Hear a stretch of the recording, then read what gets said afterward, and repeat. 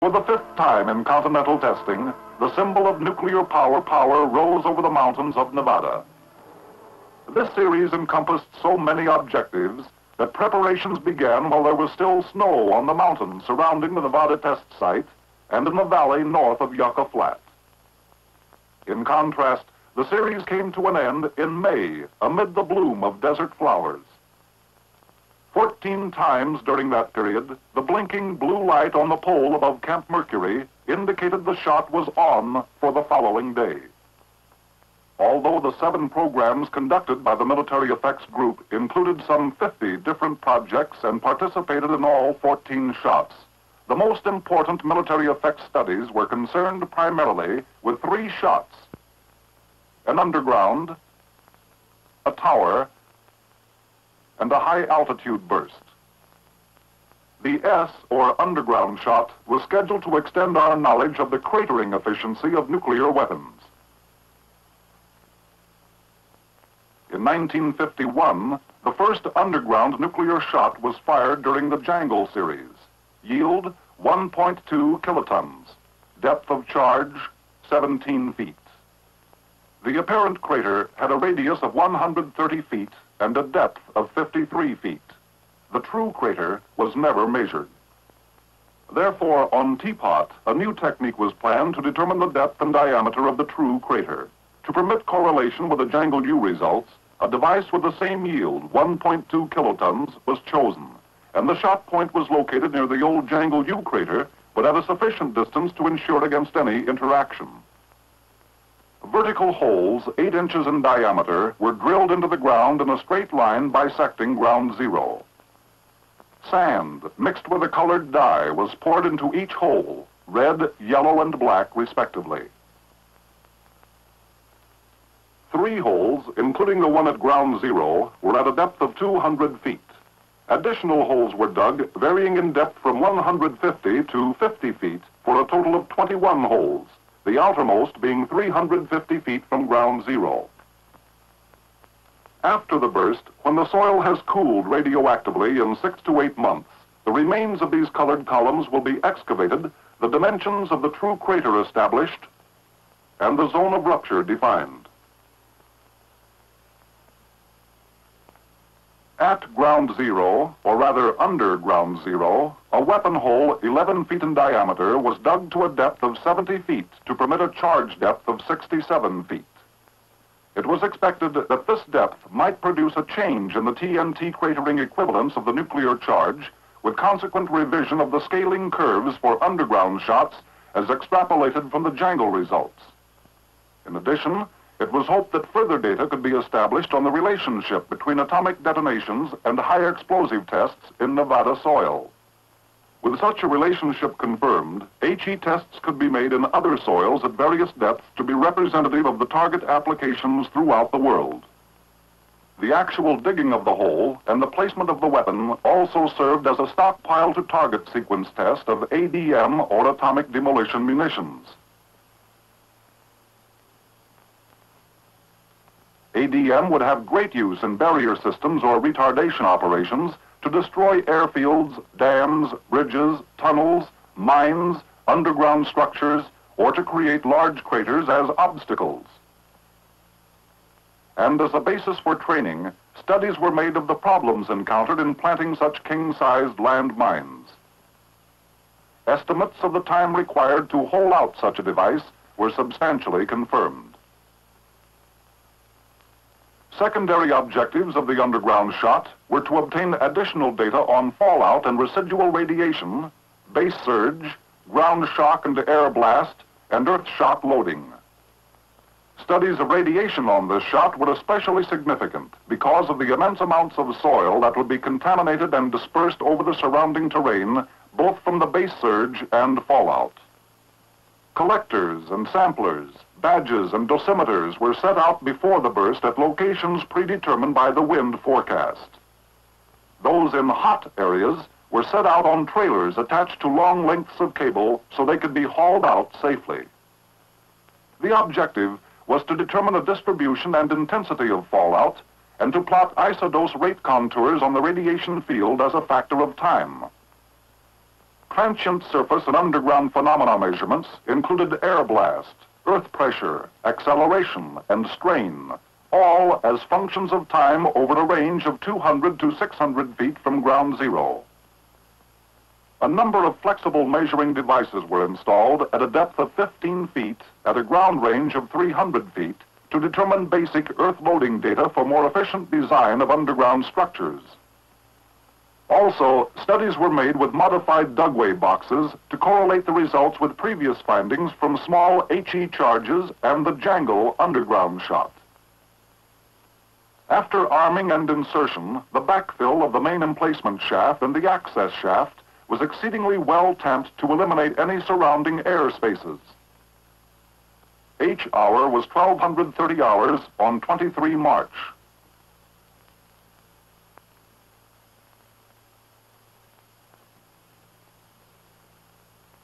As expected, the base surge phenomenon was clearly visible.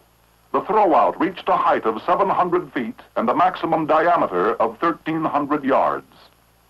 The diameter of the base surge extended beyond 1,760 yards and definitely carried radioactivity of high intensity in the upwind and crosswind directions. Time of arrival data downwind from ground zero showed that the fallout traveled at about 2 miles per hour ground speed. Cloud growth studies indicated a maximum height of 10,500 feet at 10 minutes after detonation. Radiation surveys were made by lowering an instrument from a helicopter over the crater at H plus 1 hour and 40 minutes. Calculations indicated that the dose rate had been 6,000 Roentgens per hour at H plus 1 hour, just inside the crater lip and extending out to 150 feet on all sides of the crater. 90% of the activity on the crater lip was in the first 12 inches of depth. In general, good correlation was noted between the gamma field intensities as predicted from HE and nuclear data and the observed intensities. Using the T to the minus 1.2 decay factor, a plot of distribution and intensity of fallout at H plus 1 hour showed almost 1/10 of a square mile enclosed by the 3,000 Roentgens per hour line, almost half a square mile at 500 Roentgens per hour, and about 1 1/4 square miles at 100 Roentgens per hour.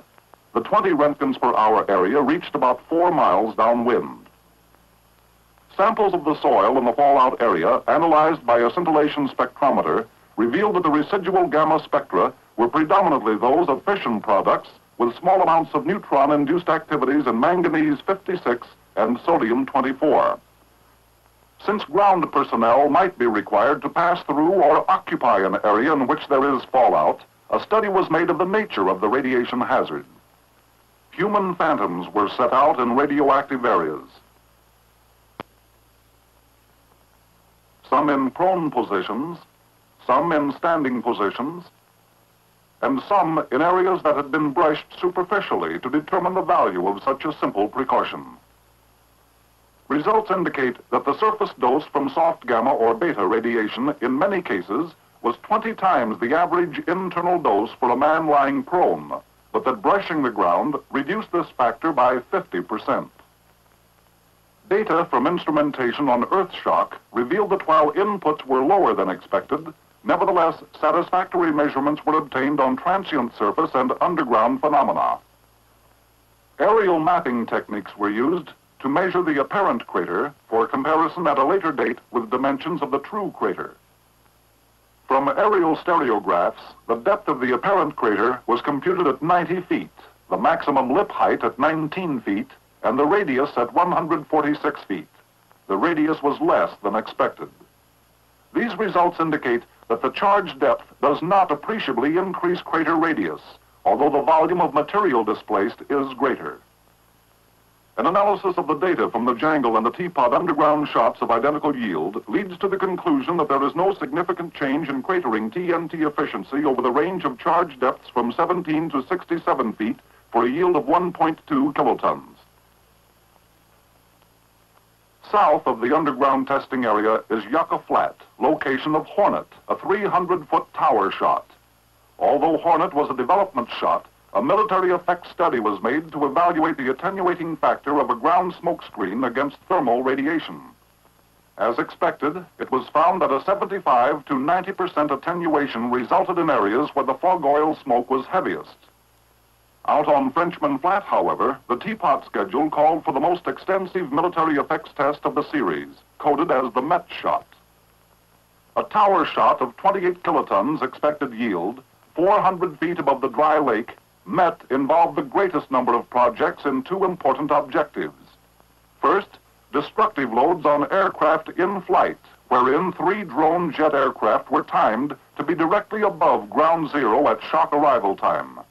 And second, a study of the behavior of blast waves along different types of ground surfaces, particularly to obtain more information about precursor phenomena.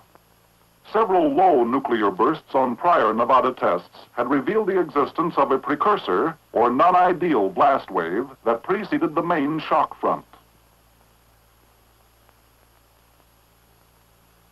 Shot 10 of Upshot Knothole formed such a wave, and drag-type targets were damaged much more heavily than by similar overpressures from Shot 9, which had an ideal wave form.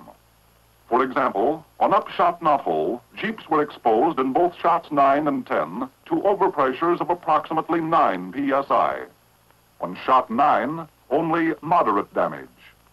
On Shot 10, a low burst, the damage was extremely severe, in many cases completely demolishing the vehicles at the same overpressure that produced moderate damage on Shot 9, a high burst.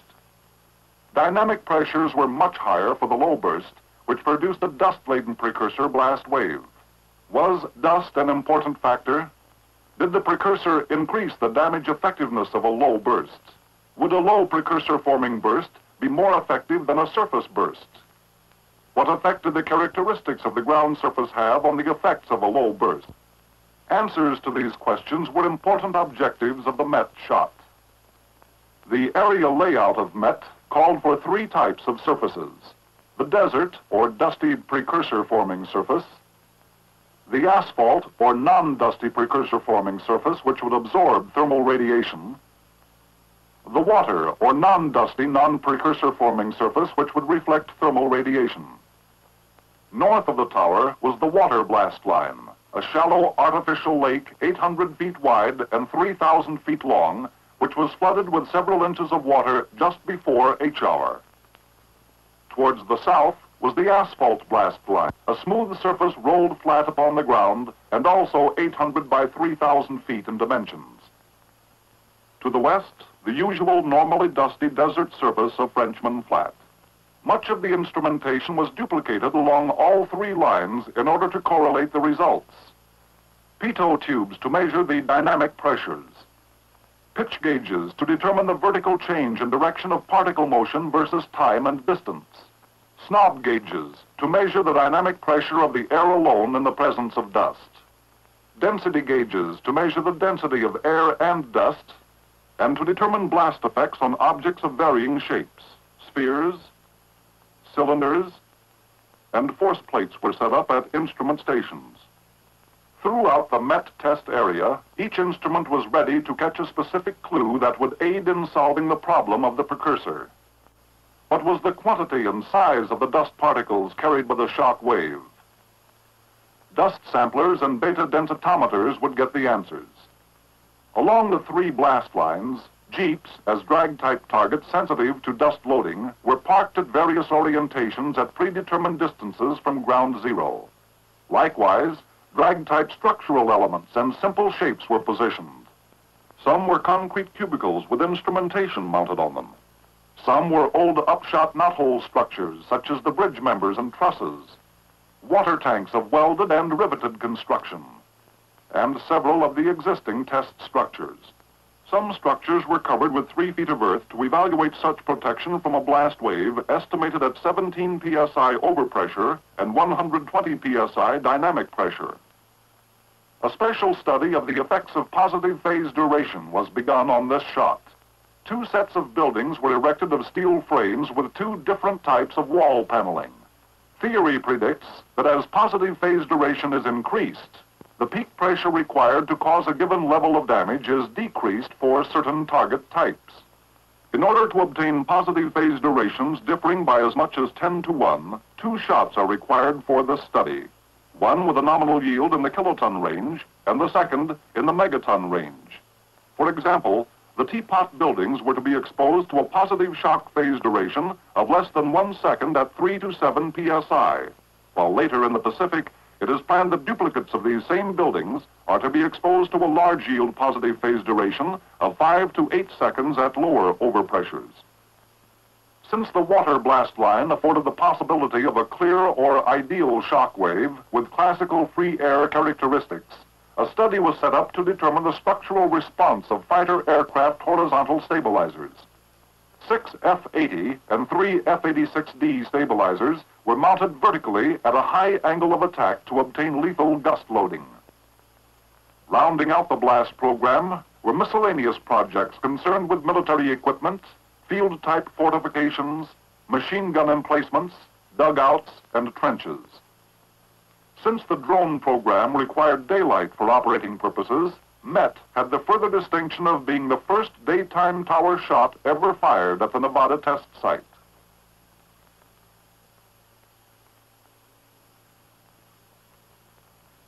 While the expected yield was 28 kilotons, radiochemical analysis indicated a yield closer to 22 kilotons. The results of the surface blast program on the Met shot turned out to be largely as expected. A pronounced precursor formed over the asphalt line due to the high absorption of thermal radiation. The strong precursor effects extended over a greater distance than over the desert blast line. In general, the greatest drag force was measured on the desert line where dust density was greatest.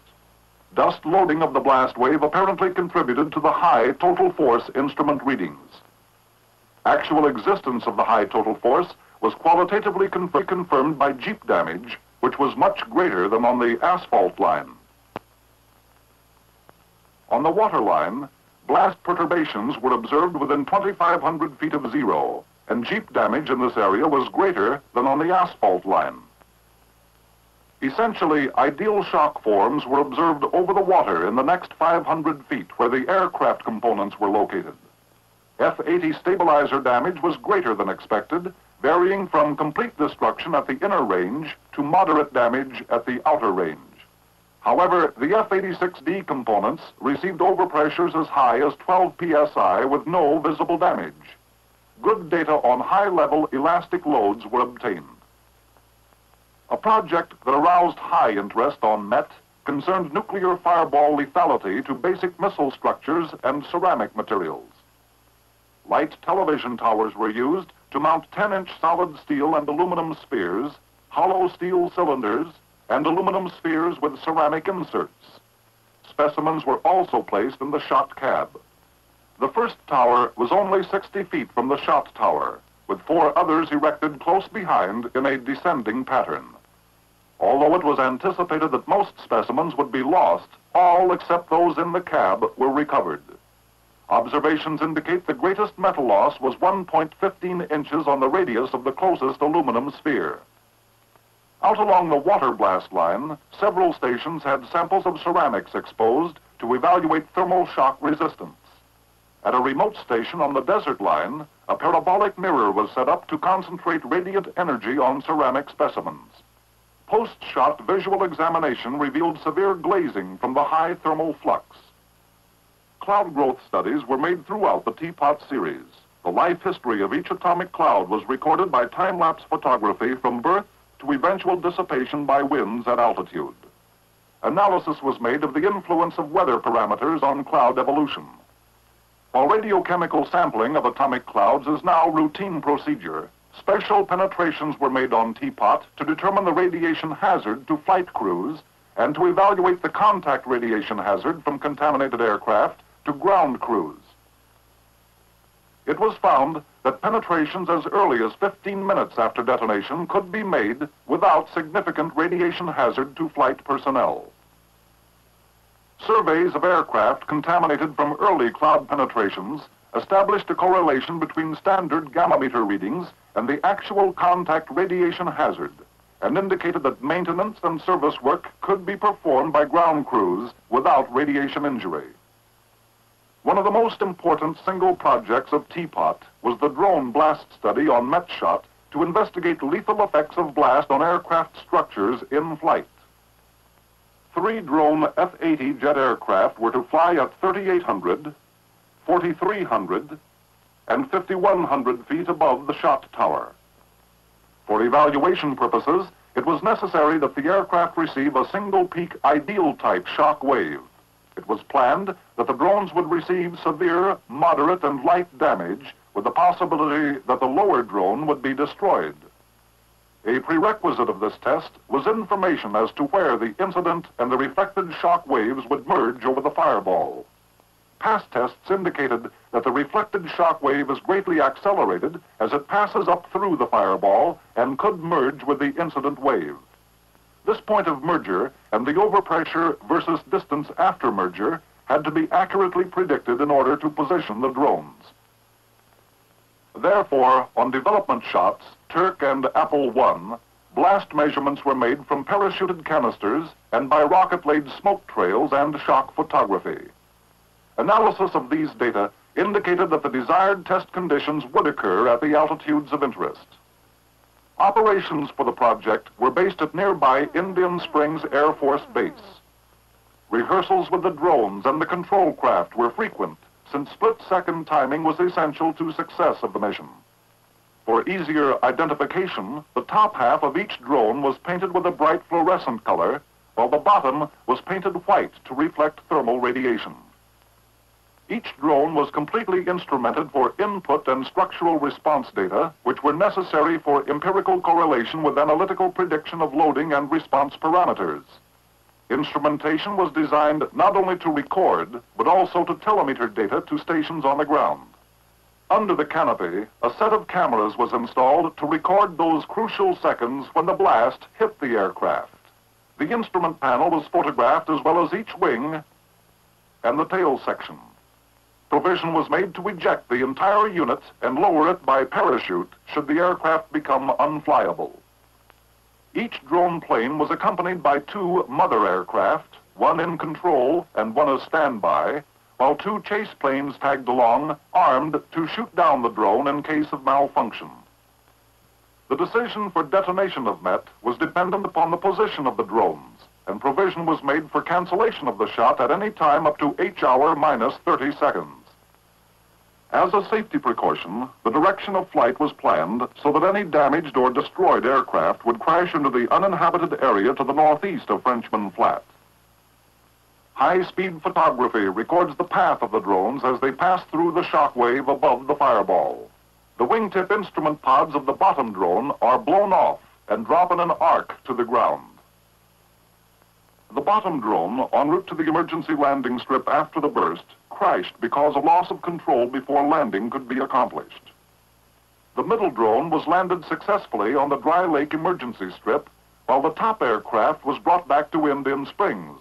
There, the nose wheel collapsed after landing, and a pileup occurred at the end of the runway. The 3 aircraft had been positioned to receive severe, moderate, and light damage from the shock wave. In general, less damage was sustained than expected. The yield was lower, and thus the blast was lower than expected. Studies of the results will have important application in air defense problems to predict in-flight response for other aircraft types. The most unusual of the Teapot series was the HA shot, planned to be released from a drop plane at 50,000 feet for detonation at an altitude of 40,000 feet. Never before had an atomic bomb been detonated at such a high altitude, nor was it easy to erect a blast line in the sky on which to attach instrumentation. The objective was to determine the magnitude of the basic effects, blast, thermal, and nuclear radiation, in a rarefied atmosphere in order to facilitate progress of the air defense program. These data, along with diagnostic type data, would be of great value in analytical studies and extrapolations of weapons effects to altitudes of 100 to 150,000 feet.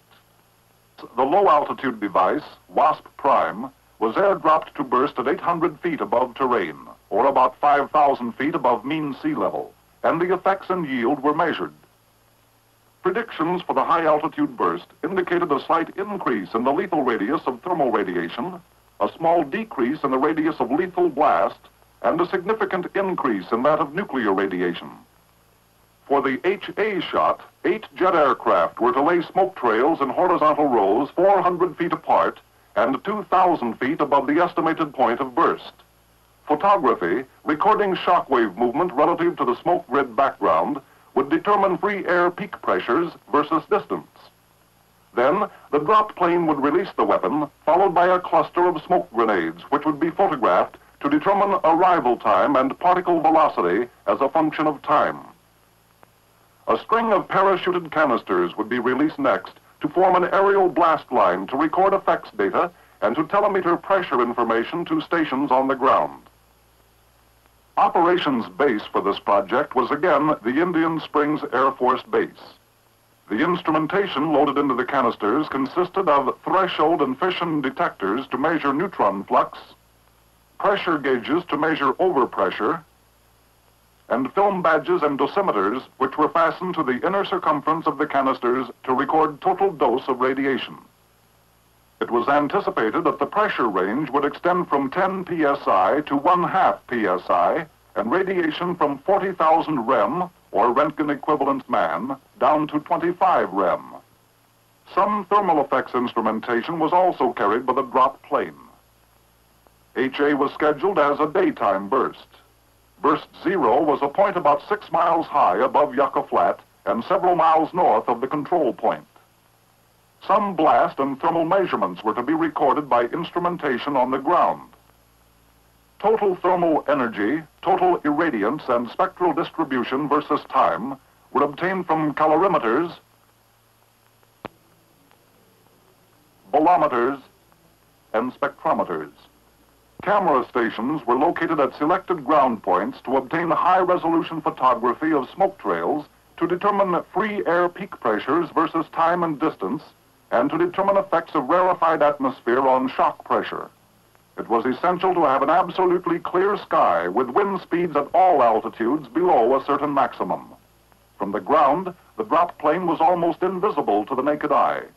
An engine failure resulted in the use of a previously established alternate release altitude of 46,000 feet, giving a burst height of 37,000 feet above sea level.